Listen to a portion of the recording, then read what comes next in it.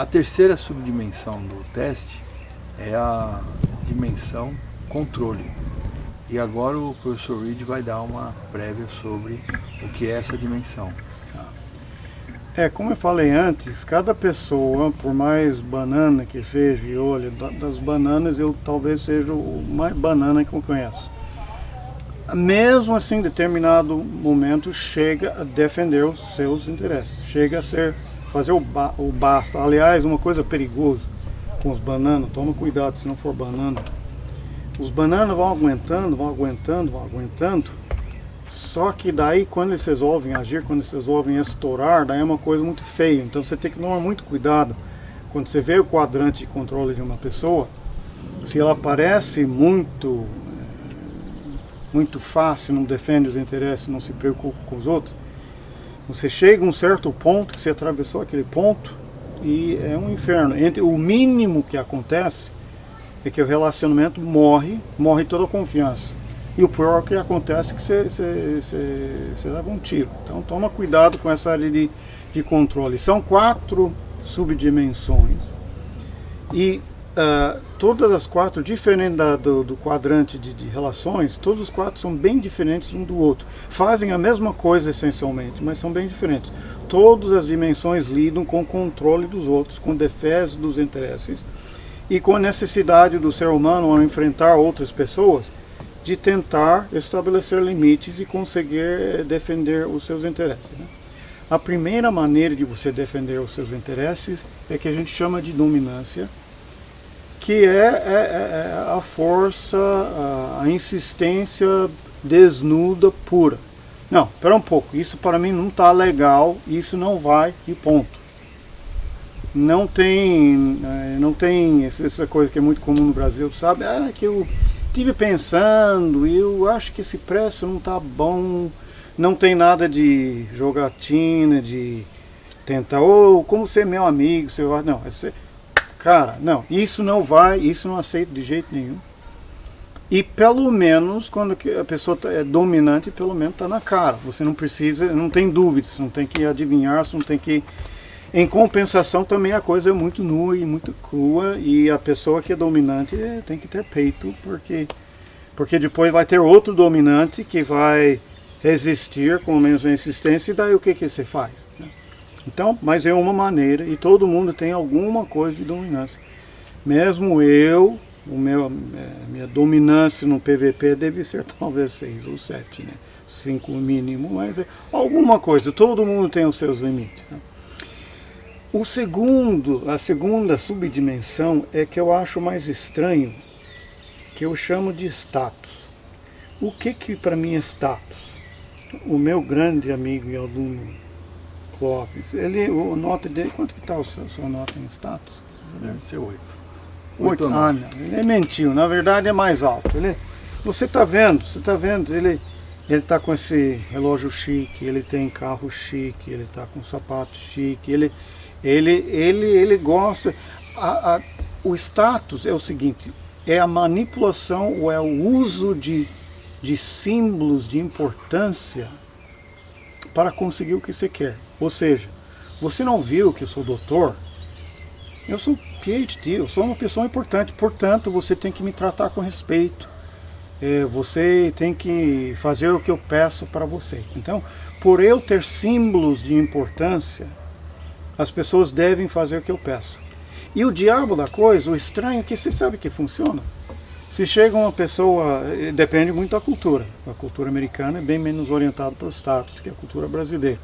Os próprios brasileiros morando nos Estados Unidos, quando a gente aplicou o instrumento CIVET para eles, identificaram os Estados Unidos como baixo em status e o Brasil como alto, né? Então, na cultura brasileira, chega alguém de carrão, de aparência boa, com aquele ternão, com as marcas certo, fez as escolas certo, tudo, então nós tendemos a nos impressionar e dar para ele o que ele quer. Apesar que, para mim, é tudo simbólico, né?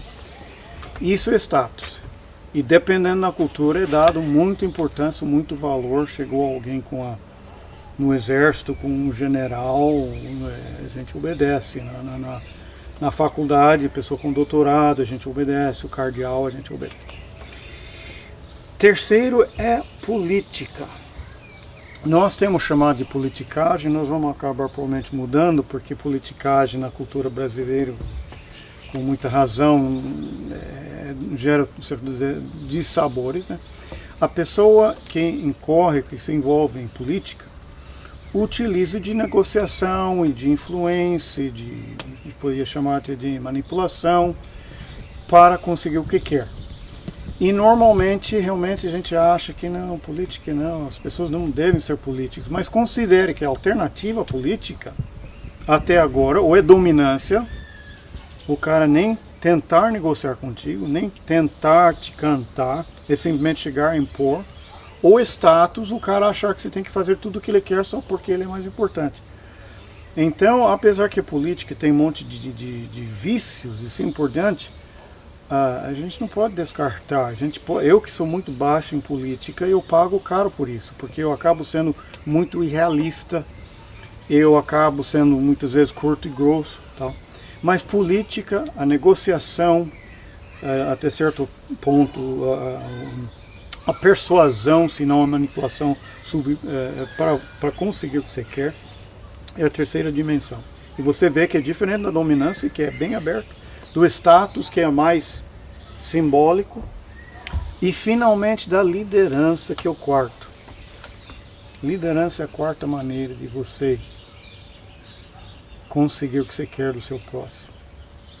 O que vem a ser a liderança? Não sei. Não sei. E olha que eu escrevo, publico artigos sobre liderança, dou aula de liderança faz mais de 20 anos. E eu não sei o que é liderança. Eu sei o que não é. Não é dominância, porque o líder não é totalmente dominante, não chega lá e se impõe. Não é só status, pelo contrário, muitas vezes os executivos bem-sucedidos, diferente das novelas, não são muito ligados para status. Não é política, é alguma outra coisa. Uma coisa que eu sei, o líder vai antes dos outros. Ele está na frente e ele dá um exemplo.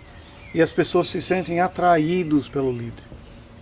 Então, é alguma outra maneira, uma quarta maneira de você influir as pessoas, que não incorre nos desgostos e nos problemas dos outros três. Ou seja, ele não está totalmente dominante. Ele tem fibra, mas não é dominante. Ele talvez crie um pouco de distância entre ele e os subordinados, mas não tanto também. Normalmente menos. Ele consegue negociar, mas não é totalmente político, mas ele faz alguma coisa que encanta, que chama, que dá o exemplo e que vai diante das pessoas. É uma quarta maneira de você exercitar uma influência. Trazendo para o contexto brasileiro, falando sobre a subdimensão da dominância, o que a gente percebe? Pessoas que têm uma dominância muito alta, elas estabelecem uma forma de fazer um trabalho e elas aceitam pouca opinião sobre aquilo que elas estabeleceram. Então, o que a gente percebeu? Que pessoas altas em dominância, então eu tenho um funcionário, a dominância dele é alta. Ele desenvolve trabalhos, faz as coisas, realiza a partir daquilo que ele imagina, daquilo que ele estabeleceu. Então, se ele colocou 3, 4 etapas para a realização e alguém externo sugere alguma modificação nisso, ele acaba entrando em conflito. Por quê? Porque quem é dominante gosta de fazer as coisas, acredita que entre o modo que a outra pessoa sugeriu e o modo que ele acredita, ele sempre prefere o modo que ele faz. Qual é o aspecto positivo disso? Que quem tem uma dominância alta costuma ter bastante confiança naquilo que está fazendo. Então, ele já foi, ele já fez, ele viu que daquela maneira 2, 3, 4 vezes aquilo aconteceu e ele tenta repetir aquilo. Qual é o aspecto negativo? Quando ele é muito dominante, ele não aceita, ele tem dificuldade em aceitar a opinião do outro. E às vezes o outro tem uma solução mais bacana. De repente o outro já vivenciou aquilo, sabe que ao invés de 4 etapas é possível fazer em 2, que existe um outro meio e ele fica preso à sua forma que estabeleceu de fazer. Quem é muito baixo em dominância, lá perto da nota 5, é mais ou menos o termo que o professor Reed usou. pode ser tido como um banana. Por quê? As pessoas vêm, mudam a sua forma de fazer e ele aceita. Dependendo do contexto que você estiver trabalhando, se você tem pessoas com esse grau de dominância abaixo, pessoas que aceitam essas mudanças, pode ser interessante dentro do contexto do que você está estabelecendo. Então você precisa de um grupo de pessoas que aceitem novas sugestões de trabalho. Pessoas com dominância baixa serão mais facilmente aceitas dentro desse contexto. A outra dimensão é a dimensão do status. Então o que nós percebemos? Pessoas com o status muito alto são pessoas altamente ligadas à sua autoimagem. Então, é como o professor falou, são pessoas que querem estar andando com roupa de marca, produtos de luxo, elas querem chegar no ambiente e elas querem ser detectadas. O que nós percebemos com os resultados do teste foi o seguinte: pessoas com liderança, com a questão do status alto, são pessoas que se preocupam bastante com a opinião também das outras pessoas. O que não acontece com uma pessoa de status baixo. Tem muita gente com status baixo que você olha para ele está bem vestido, ele está bem arrumado, ele está com a roupa da moda, relógio da moda, tudo da moda. Só que o status dele no teste apareceu baixo. O que a gente percebeu? Que são pessoas que se vestem daquela forma porque faz parte do contexto. Agora, elas pouco se preocupam com a forma como as outras pessoas estão olhando para ela. Então, dependendo qual é o ponto positivo de uma pessoa com status baixo, ela é capaz de se adaptar mais fácil em quase todo tipo de ambiente. Porque ela está indo, ela está tranquila, ela não está muito, ela não foca muito na avaliação que a outra pessoa está fazendo dela. Qual é o ponto negativo do status baixo? Dependendo daquilo que você se propõe a fazer, a imagem ela é extremamente importante. Então, você quer assumir um cargo de liderança, você quer ser o gestor de uma empresa, você quer mostrar que tem condições de crescer dentro da organização. Se você não dá muito atenção para o status, pode trazer com isso uma conotação, então, eu não me preocupo como me visto, não me preocupo como as pessoas me olham.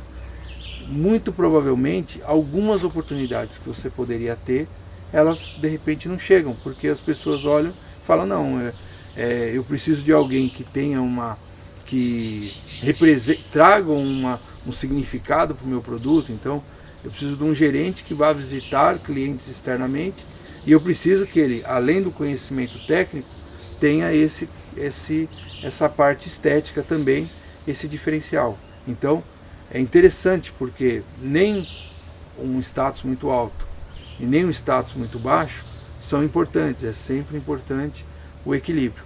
A outra subdimensão é a política, ou politicagem, como o professor Reed coloca. Essa subdimensão é bastante interessante porque a gente percebe o quê? Pessoas que são baixas em politicagem, elas são pessoas que transparecem muito facilmente qual é a sua própria opinião. Então, a gente costuma falar dentro das nossas devolutivas, do nosso treinamento, quando a gente encontra alguém que a politicagem é muito baixa, a gente fala assim, olha, se alguém falou dentro de uma reunião alguma coisa que você não concordou ou que você não gostou, por mais que você não tente fazer com que as pessoas percebam, isso é visível, o seu rosto se transforma. Ter pessoas com a politicagem baixa passa a ser interessante dentro do contexto organizacional, porque você olha para elas e você sabe claramente o que elas estão estabelecendo, o que elas estão pensando, e dependendo da função que elas executam, é preferível sim que elas tenham uma politicagem baixa, um departamento de controle de qualidade.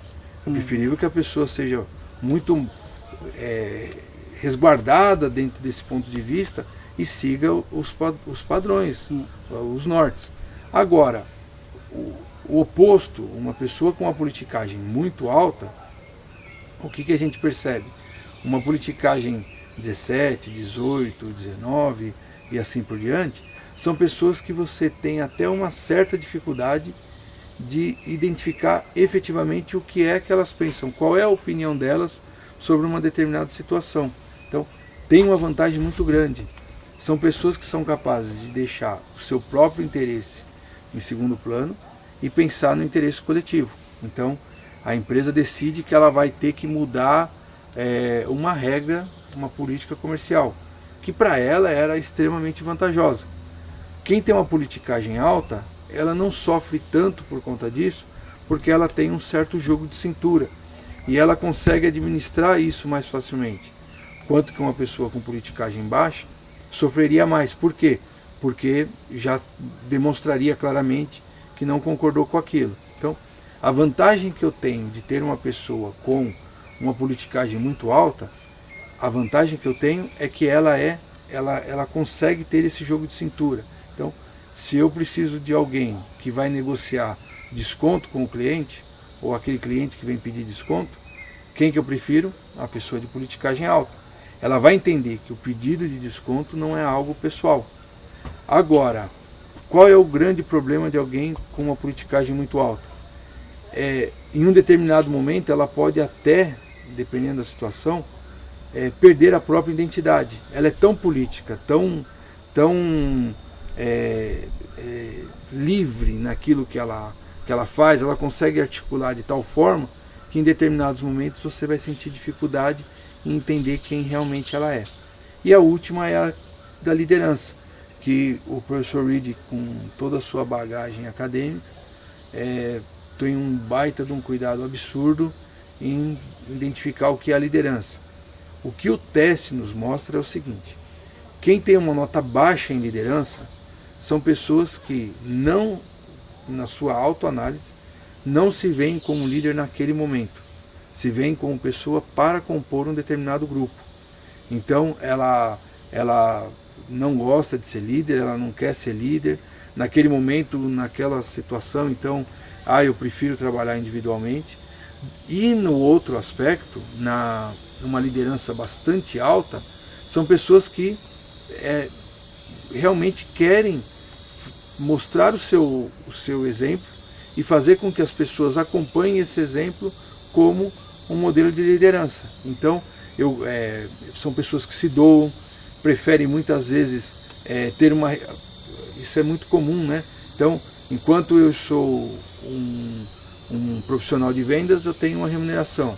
Quando eu passo para a liderança, muitas vezes a minha remuneração ela pode ser menor do que um vendedor top, mas eu sinto aquela vontade, eu tenho aquele interesse. Então, uma pessoa de liderança alta, ela se vê como líder e gosta de seguir essa característica. O que a gente percebe? Que uma pessoa que tem uma nota de liderança muito alta, ela tem uma dificuldade, como ela se vê como líder, ela tem uma dificuldade muito grande em apenas estar inserida no grupo. Então, se eu tenho um cara que ele é top em liderança e eu coloco ele numa função operacional, ele comporta isso? Comporta. Mas muito provavelmente, ou quase que 100% das situações, ele vai pegar coisas do contexto e vai falar: caramba, o chefe passou uma tarefa e eu consigo dividir isso em subtarefas. Ele passa a gerenciar essas subtarefas. Então, é o cara que vai na igreja e alguém pede uma organização, ele já é o primeiro a se prontificar aí a fazer, a organizar as coisas. Por quê? Porque essa liderança é uma liderança que ele sente muita vontade, é uma coisa que acaba aflorando. Então, vantagem da liderança alta, você pode colocar esse cara para cuidar de muita gente e ele vai estar sempre predisposto àquilo que ele gosta de fazer. Qual é o ponto negativo? Não adianta colocar esse cara no operacional, porque ele vai ter dificuldade. Se ele é um cara operacional, ele tem que gerenciar pequenos grupos. Uma liderança baixa, ele se sente como parte da equipe. Qual é o ponto ruim? Que de repente, dentro do contexto, é sempre importante que você tenha um tino de liderança. Você tem que, em algum momento, mostrar o caminho. Você está vendo que alguém está precisando de uma ajuda, você dá esse suporte. Só que, como você se vê? Você se vê como uma pessoa do operacional. Ok? Vamos para o próximo vídeo?